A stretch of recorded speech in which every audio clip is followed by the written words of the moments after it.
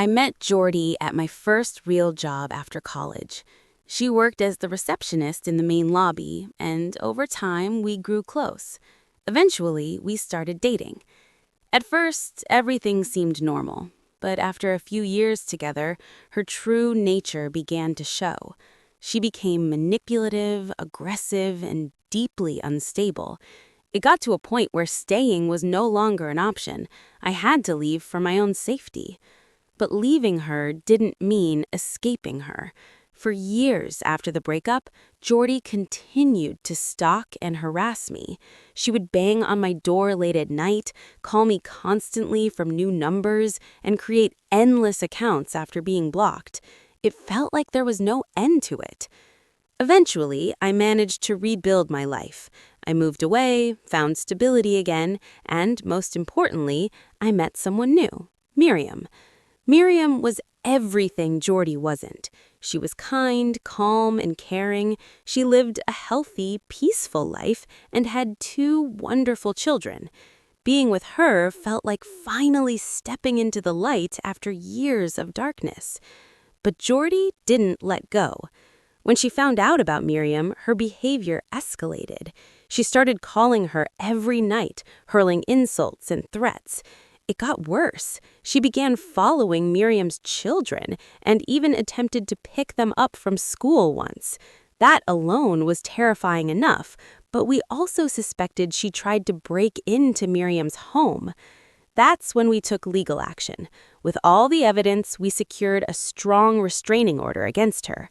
For the first time in years, I felt safe. Life slowly returned to normal.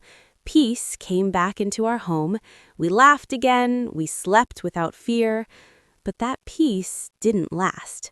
One afternoon, while I was at work, Miriam video called me. She had just returned home with the kids and found a package waiting at the door.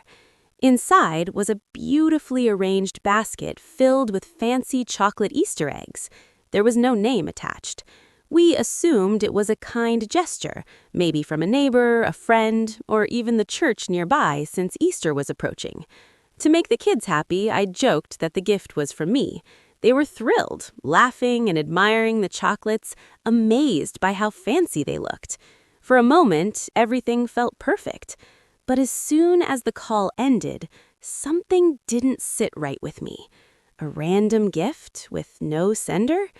That uneasy feeling crept back in, but I pushed it aside. I didn't want to ruin a rare moment of happiness. Still, I decided to leave work early and head home. When I opened the front door, I expected noise. Kids laughing, running around on a sugar rush, Miriam trying to calm them.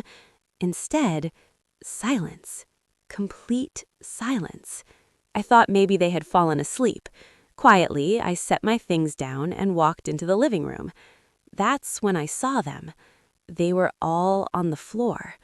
The children were lying still, unnaturally still. And Miriam, she was seizing violently. Her body shook uncontrollably. Blood was coming from her eyes, her mouth, her nose, everywhere. The kids, they weren't moving. Their blood had already dried. Their eyes empty. I felt like the world collapsed in that moment. Panicking, I rushed to call for help. It was the only thing I could do. By the time paramedics arrived, Miriam had stopped moving. She was completely unresponsive. Days later, she survived. The children did not. While trying to process the devastation, the truth came out. Jordy was behind it. The Easter eggs, the gift, it was all from her. She had poisoned them, deliberately, out of jealousy and revenge. Just when I thought I had escaped her, she came back and destroyed everything. Time passed, but the trauma never left me. And yet, life had more horrors waiting for me. One night, after a late shift at work, I stood at a bus stop outside the warehouse. It was dark and quiet. While waiting, I noticed something shiny on the ground. At first, I thought it might be something valuable, but it turned out to be a plastic Easter egg. Without thinking much of it, I picked it up and put it in my pocket before boarding the bus. After getting off, I began the walk home. There was a shortcut through a wooded area that I often used. It saved time, but at night it was pitch black. No lights, no sounds except your own. That night felt different. About halfway through the trail, I saw someone standing ahead, blocking the path. At first, I couldn't make sense of what I was seeing. It looked almost like a man dressed as a rabbit, a bunny costume. But something was wrong. He just stood there, completely still, facing me. The costume was dirty, torn, and unsettling, not festive, not friendly. I stopped walking.